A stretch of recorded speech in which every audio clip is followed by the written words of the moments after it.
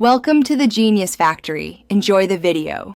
You start by ensuring Python 3. X is installed and available in your path. This lets VS Code invoke the interpreter directly. Once done, open VS Code and install the official Python extension. Make sure it shows enabled. Next, open an integrated terminal and run Python version and pip version to confirm tools work.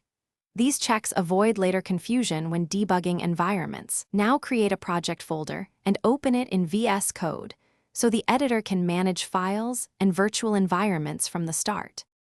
You should create an isolated environment to keep dependencies predictable.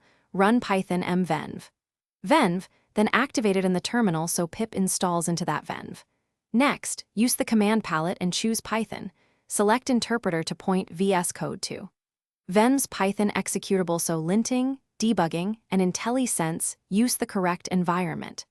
After selecting it, install any required packages with pip install R requirements, txd or pip install package name. Make sure the bottom right status shows your chosen. You can run scripts immediately by right-clicking a file and choosing Run Python File in Terminal. This uses the selected interpreter. For breakpoints and step-through debugging, open Run and Debug and create a launch. JSON, confirming the program path and interpreter field point to your project, and venv. If something fails, check the Python output panel and the integrated terminal for error messages and make sure the interpreter and path are correct. One key tip: reload window after changing interpreters to refresh VS Code services.